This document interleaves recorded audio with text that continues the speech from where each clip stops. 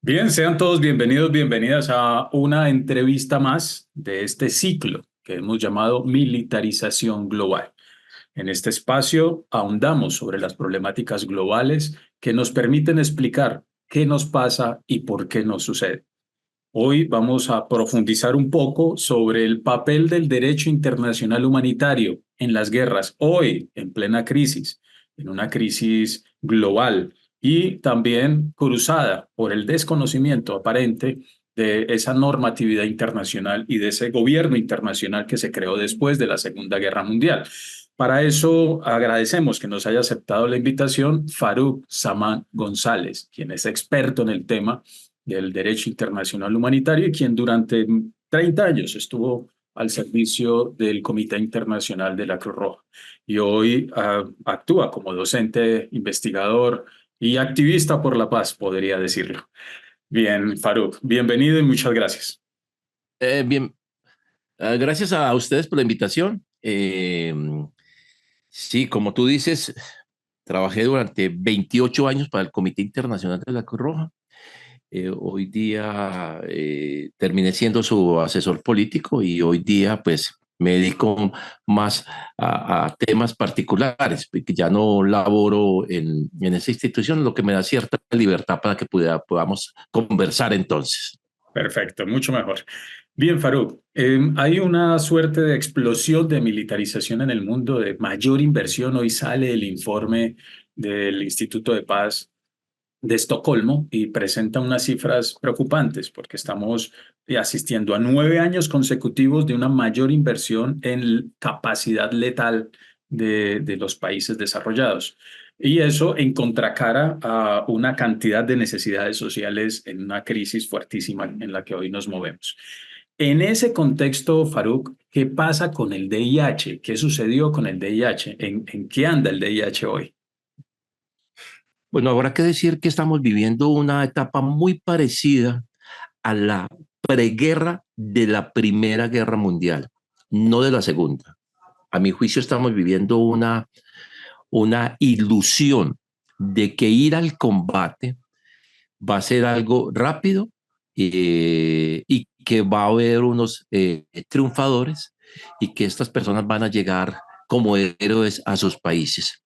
Es un poco uno lo que siente en el ambiente de Francia, de Alemania y de algunos pequeños países como Letonia y Estonia, y en especial de las hienas de Europa, los polacos, que quieren cuanto antes poder ocupar parte del territorio de Ucrania que siempre quisieron para ellos.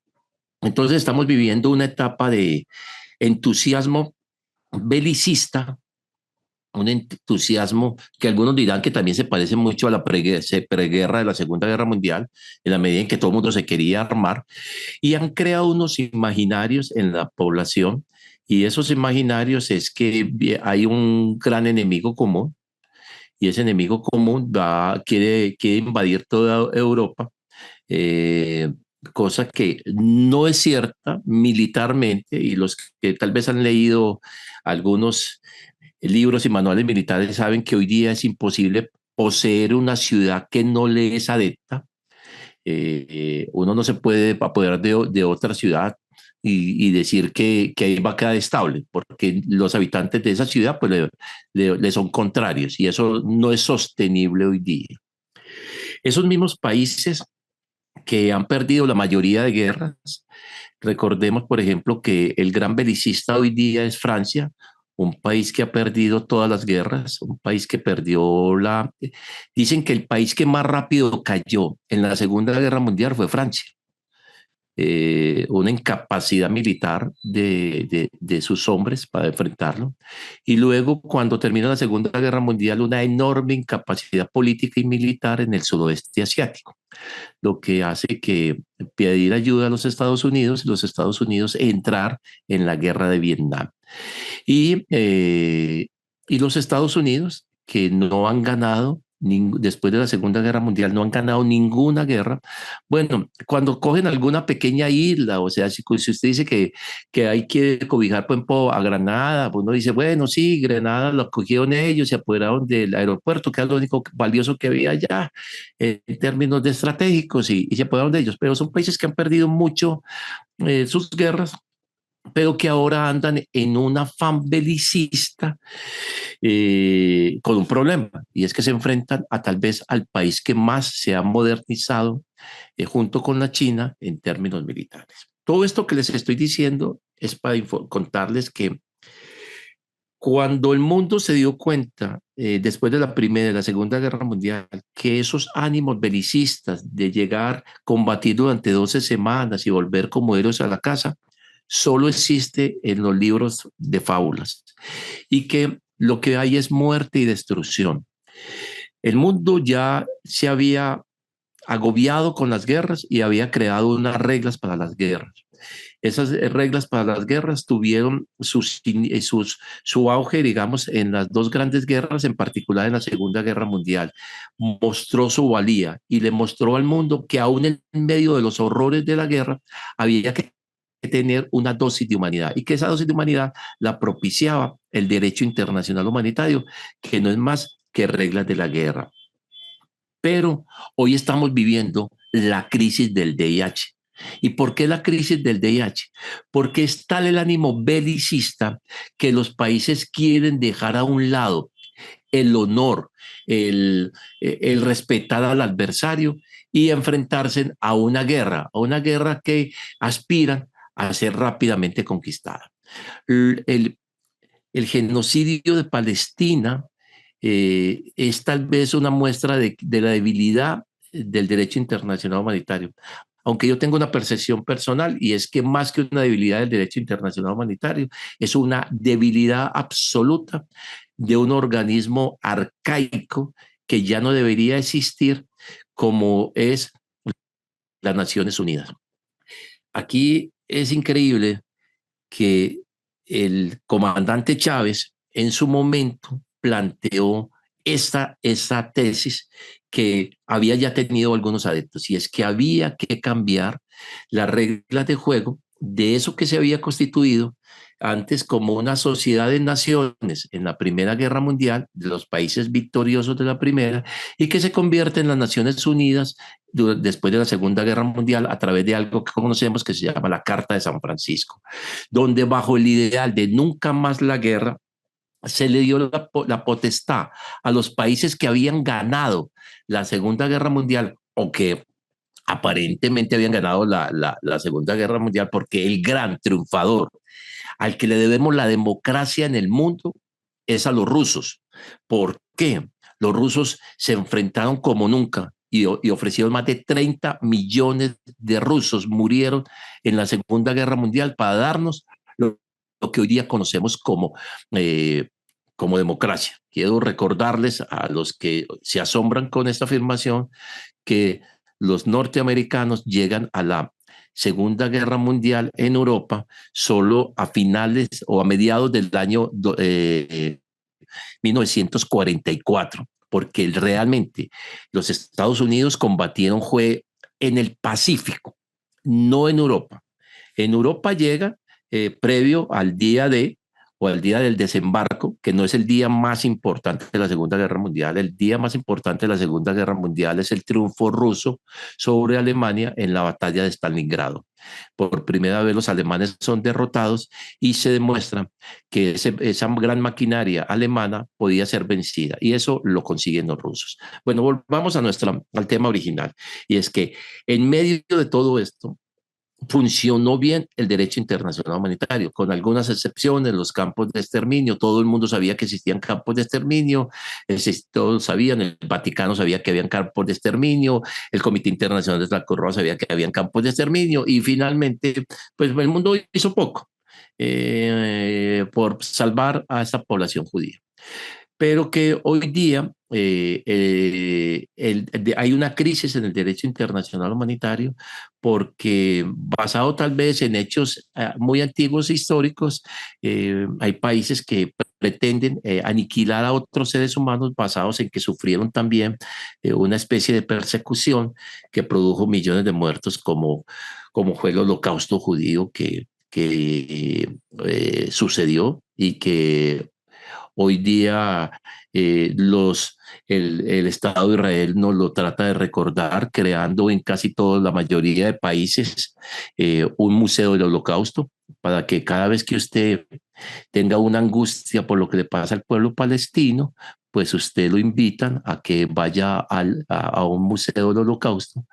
Lo que creo es que tendremos que construir miles de museos del genocidio palestino. En medio de todo eso, el derecho internacional humanitario se está quedando sin herramientas. Se está quedando sin herramientas porque lo más importante del derecho internacional humanitario es la conciencia pública. Es una cosa que un militar prusiano llamado Martens nos había planteado, que había que poner las decisiones, había que ponerlas y nivelarlas con los principios de humanidad y de conciencia pública. Y aquí los principios de humanidad y de conciencia pública están siendo manejados por las grandes empresas de comunicación y los países. Con esto nos están llevando a que tengamos un silencio absoluto sobre el genocidio palestino. En cambio, si nos alarmemos por la respuesta militar de los iraníes a Israel. Concluyo diciendo que si en algún momento de la historia el DIH se está sintiendo vulnerable bajo el silencio absoluto de las Naciones Unidas y de los países que fortalecieron la creación de esta institución y de las reglas de la guerra, creo que este es el peor momento para estas normas humanitarias.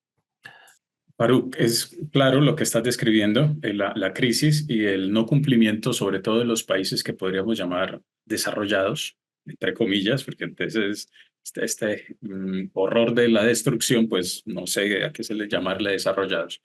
Entonces, pudiésemos decir que hay una suerte de crisis de los valores occidentales o un fracaso de Occidente. Y dos, hay un cambio en las maneras de hacer la guerra. Hay una corporativización de la guerra. Es decir, se pone el acento más en los mercenarios y en las empresas productoras de armas que en los ejércitos de los estados.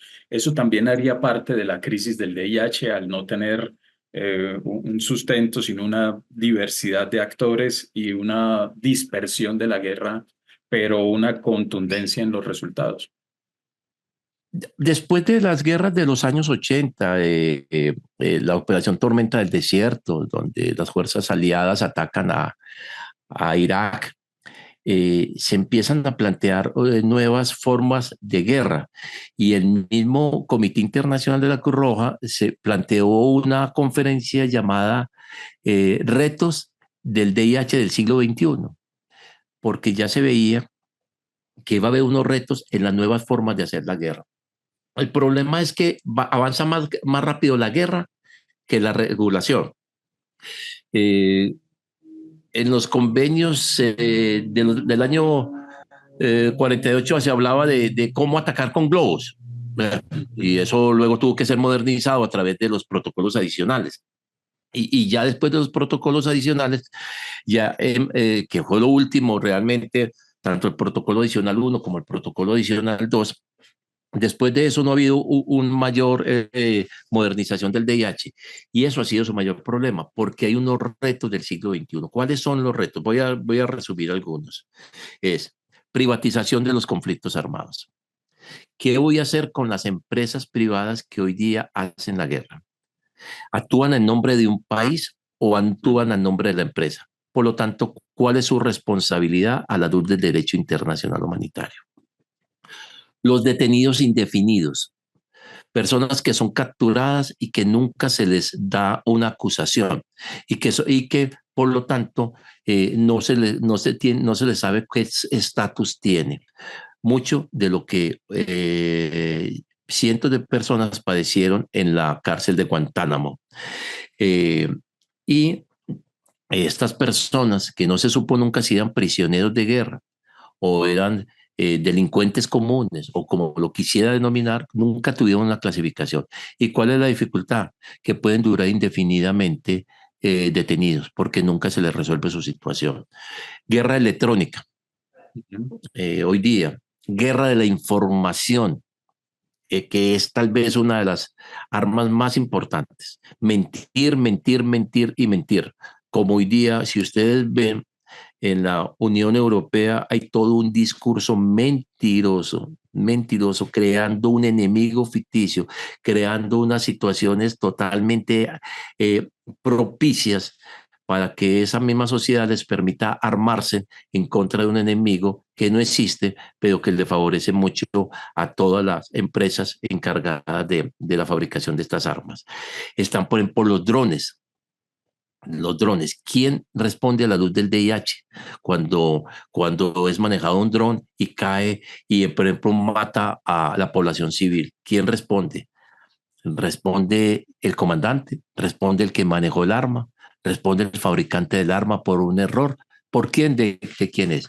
Eh, los soldados autónomos, cada vez más vemos que hay una nueva tecnología para crear accesorios para que hombres vayan al combate y sean, digamos, más letales que el común de las personas.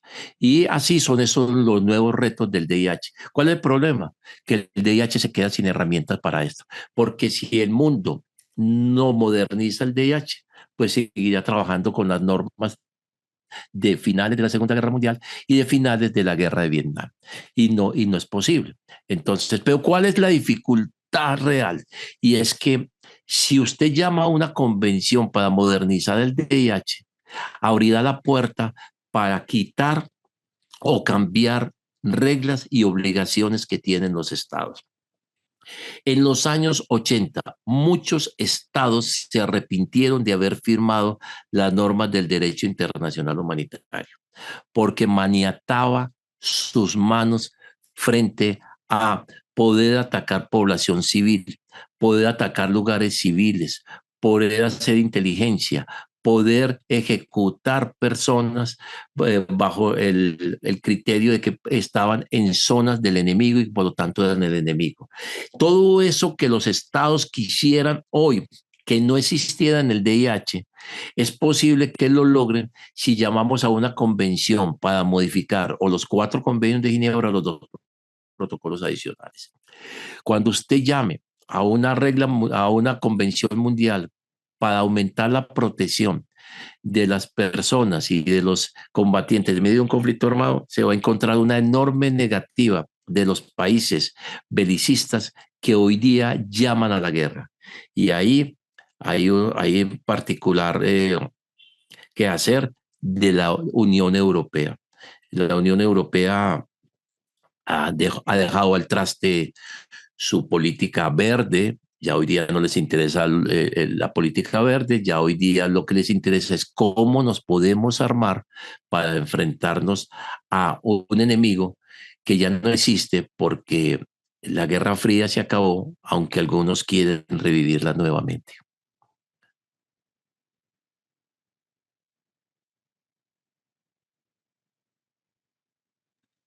Sí, bien. Interesante lo de la convención. La pregunta es quién la debe convocar, cómo se convoca, si son los mismos países que están interesados en que en las normas se destruyan, que no existan normas como efectivamente está ocurriendo en el campo de batalla, tanto en Ucrania, en el caso de Ucrania, donde se experimentaron incluso armas, que ese también es otro asunto. Y en Palestina, donde la muerte ya bordeando los 40.000 civiles, niños, niñas, adolescentes y ancianos, pues no tiene lógica, ¿no? Desborda toda la razón humana. Entonces, esa sería una primera pregunta. Y la segunda, si nos vamos más hacia el sur, nos encontramos con una también auge de guerras irregulares en África, en toda la ruta del Sahel, una suerte de nuevos procesos de independencia Y en América, algo particular, y es el auge y el rebrote de, nosotros lo llamamos un modelo Haití, que se fue extendiendo, y son los estados caóticos o los estados caotizados a través de la criminalidad transnacional, que esa es otra manera de permitir el control territorial, la presencia de bases militares, es decir, esa es otra lectura. Entonces, son tres preguntas como para irlas tomando de a una.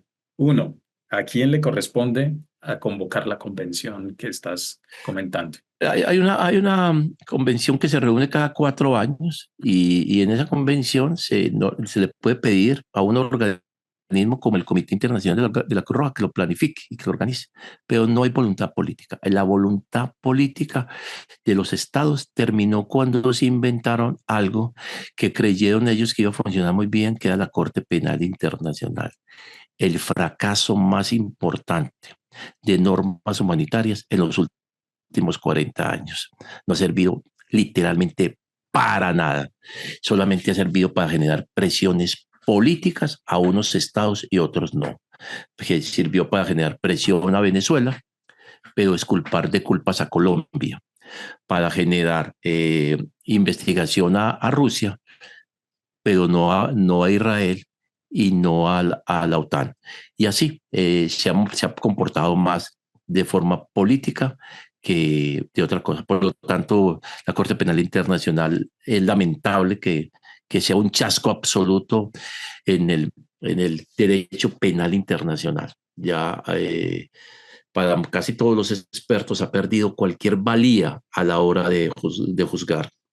Eh, si ya había críticas para el Tribunal de Nuremberg que había, que había juzgado sin tener en cuenta el principio de legalidad, igual que el del Tribunal de Tokio, hoy día la Corte Penal Internacional ha demostrado que el mundo se mueve más por intereses políticos y corporativos que por un deseo de humanizar los conflictos armados. Entonces, digamos que son esos mismos países que se reúnen cada 4 años que pueden llamar a una convención a nivel mundial, pero también que pueden pedirle a un organismo, que puede ser las Naciones Unidas, pero Naciones Unidas está tan preocupada porque no lo acaben y por sonreírle a Israel después de que para que Israel no los vete ni con el G7, que son los que financian realmente Naciones Unidas. Pero hoy día ver la postura del presidente, del secretario general,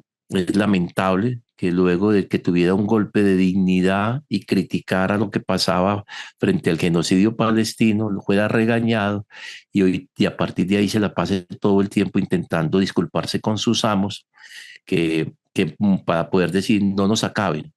No, nosotros queremos seguir subsistiendo. Naciones Unidas no tiene razón de ser hoy como está siendo manejado. Que se necesita humanidad y que hay organismos internacionales que lleven sustento, alivio a las comunidades, sí. Pero eso también tiene un trasfondo. Y es que detrás de siempre de un apoyo humanitario hay una intervención, ¿cierto? ¿Qué es lo que pasa en África? Y aquí paso para decir que lo que pasa en África es que hay una segunda revolución. Los estados se han dado cuenta de que no se liberaron en los años 60, de que Francia les mintió todo el tiempo, de que el control de sus minas, el control de su economía. No hay que olvidar que más de 10 países africanos no pueden fabricar su propia moneda, se la fabrican los franceses y los franceses le dan el valor a la moneda y todo el recurso, la reserva en oro de esos países la debe tener solo Francia y Francia decide entonces en esos países la macroeconomía. ¿A través de qué? De hambre. Pero cuando llega un nuevo socio llamado China a África y cuando llega un nuevo socio que nunca los invadió, que es Rusia, aquí debemos acordar que el invasor, el genocida de los africanos fueron los europeos, no fue ni la China ni Rusia. Esos que no tienen las manos manchadas de sangre, como los chinos y los rusos, han querido hoy día intervenir en África para tener una relación de iguales con los países africanos. Entonces, esto ha generado que algunos países hayan por fin despertado y que muestren que quieren salir de esa opresión económica y social que tienen con Francia. Eso va a generar seguramente que una nueva crisis humanitaria en esas guerras olvidadas. ¿O quién recuerda la guerra del Chad, que lleva más de 50 años, pero que a nadie le importa? Deben recordar también las personas que nos escuchan y nos ven que los problemas de África no son de los africanos. El problema de África fue la distribución de los territorios por parte de los europeos, donde pusieron comunidades y tribus y no le dieron ningún valor a las comunidades y las tribus. Y es que la idea de que el mundo occidental es la única forma válida de gobernarse, ese es el gran error. Cuando creímos que podíamos acabar con Saddam Hussein porque era un dictador, o con Yasser Arafat y con Gaddafi en Libia, se nos olvidó que esos países viven y su costumbre milenaria es a través de tribus y que son solo gobernando las tribus se puede gobernar un país. Por eso hoy va usted a Libia y es un enorme caos, un caos que propició el que la CIA hubiera, y con el MI6, hubiera tumbado a Gaddafi del poder. Y es que el creer que la forma occidental de gobernar es la única que funciona es un enorme error en los países del mediano y del lejano oriente.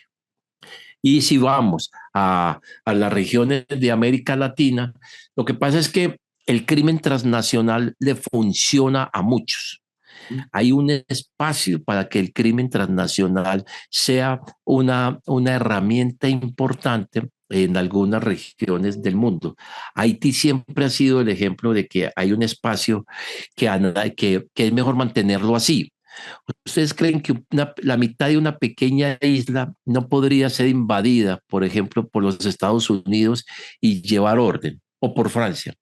No está en el interés. Es más fácil vivir en un pequeño caos, que ese pequeño caos se puede dirigir en contra de alguien o de alguna nación vecina y no dejar paz y tranquilidad en esa región. Bien, entonces ese es otro componente que el DI escapa al techo del DIH y que se está reproduciendo rápidamente en toda América Latina.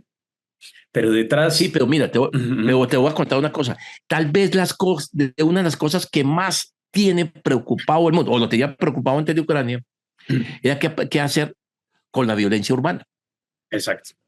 Por eso financian a Colombia a través de un organismo como el Comité Internacional de la Cruz Roja para que empiece a explorar reglas de la guerra en conflictos urbanos. Y por eso Medellín y Río de Janeiro fueron dos lugares donde se experimentó junto con el Comité Internacional de la Cruz Roja si habían algunas normas del DIH o en particular de los derechos humanos que pudieran humanizar esos conflictos, pero no necesariamente para nosotros, sino porque esas son las guerras que hay en Europa. En Francia, Marsella, hay barrios en Marsella donde la policía no puede entrar. Y entonces la pregunta es, ¿cómo actuar ahí? En Irlanda, hay barrios en Irlanda donde no puede entrar la autoridad. Y entonces la pregunta es, ¿cómo lo resolvemos? Y alguien le dijo, bueno, se resuelve a través de toda una legislación de conflictos urbanos que pueden tener una mezcla entre derecho internacional humanitario y derechos humanos. ¿Y dónde se está ensayando eso? Bueno, en las favelas de Río de Janeiro y una ciudad en Colombia que se llama Medellín. Y aquí duró el experimento, usted muy bien lo conoce, durante 5 años, para saber qué respuesta daba los derechos humanos y el DIH a las confrontaciones urbanas. Bien, entonces tenemos una dispersión de conflictos y un DIH que camina lento frente a los avances de la lógica de los controles territoriales. Lo que estás diciendo, los conflictos urbanos, lógico, se van a incrementar. De hecho, la población global se va a concentrar aún más en ciudades y en megaciudades.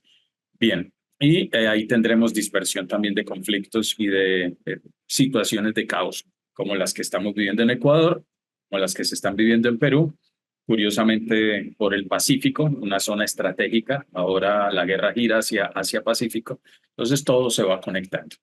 Bien, entonces, Faruk, para ir terminando, para ir cerrando, que nos dejas muchas preguntas abiertas para seguir trabajando y profundizando, ¿cuál sería la ruta? Hay una ruta, parece ser que ya acabada, es decir, no hay más, del VIH a través de Occidente. ¿Es posible que en un nuevo orden global se requiera unos nuevos organismos? China, Rusia, India, los BRICS. Es decir, ¿cuál será la ruta? Porque parece ser que hay una incertidumbre total frente a qué sigue en materia de la regulación y normas para la guerra. Eh, para regular la guerra se tienen que partir de realidades. Y las realidades es que el Consejo de Seguridad de las Naciones Unidas es el gran obstáculo a la humanización del conflicto. Si el Consejo de Seguridad no tuviera la capacidad de veto, hace 20 años Israel se hubiera visto obligada a respetar los territorios palestinos y no tendríamos hoy el peor genocidio después del de Ruanda cometido contra una población inerme y desamparada como es la población palestina.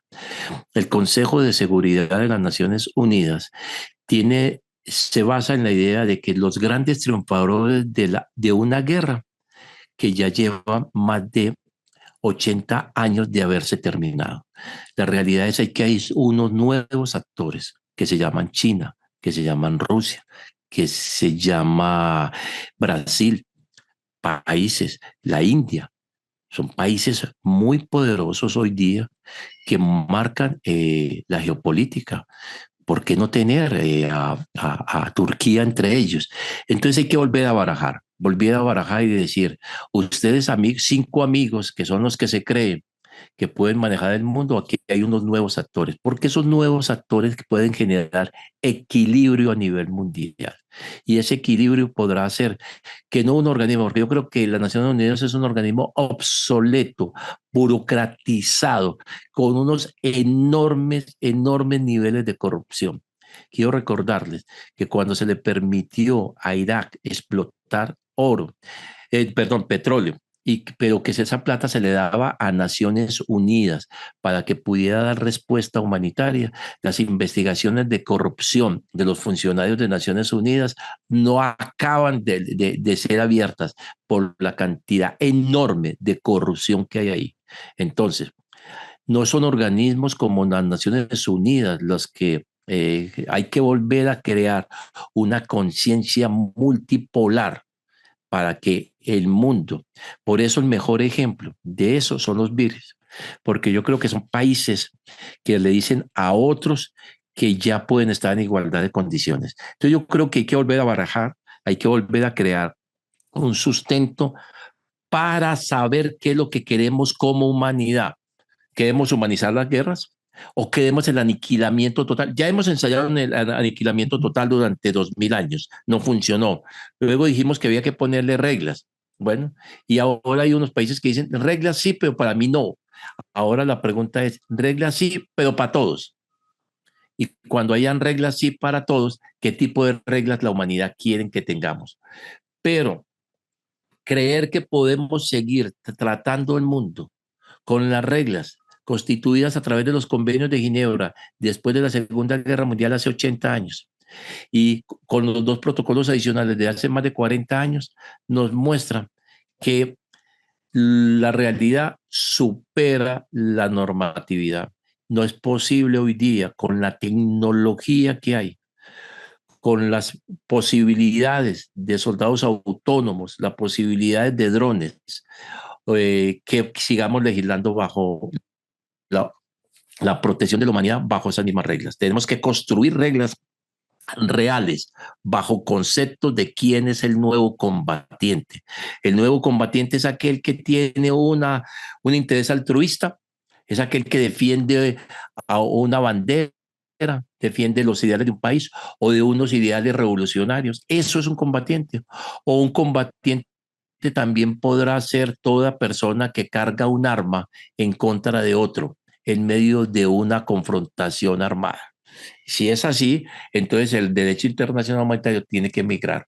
Por eso cuando el Comité Internacional de la Cruz Roja acertadamente dice que en Colombia no hay un conflicto armado, sino que hay 8, lo que muestra es que es una nueva realidad. Y muchos de esos 8 conflictos no son necesariamente contra el Estado, sino entre grupos armados. Y no necesariamente contra grupos que buscan un interés altruista, como podría ser la guerrilla del Ejército de Liberación Nacional. Hoy también para el Comité Internacional de la Cruz Roja también son confrontaciones entre el Clan del Golfo, por ejemplo, y otro grupo armado.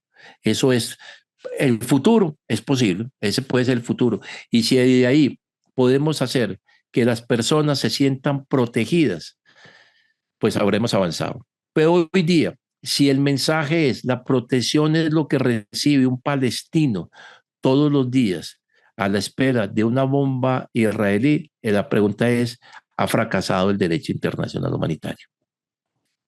Muy bien, Faruk. Genial. Nos quedan retos globales importantes. Y desde el Mm. sur, también la necesidad de articular bloques regionales, porque en un escenario de tránsito a un orden multipolar, los bloques regionales podrán tener una participación.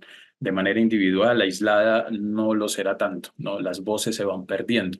Colombia deberá, en este caso, articularse a bloques regionales fuertes. La reciente visita de Brasil esperamos que vaya en ese camino. Bloques regionales para poner condiciones y empujar lo que estás diciendo, barajar un nuevo techo normativo global que respete a los países y que nos ponga en relaciones equitativas y equilibradas. Faruk, muchas gracias por este espacio que valioso en insumos para el análisis y a quienes nos observan y nos siguen, nos estaremos encontrando en una próxima emisión, en una próxima entrevista para seguir profundizando sobre este eje que pasa con la militarización global y la mayor inversión en guerra y muerte. Bien, nos estaremos encontrando.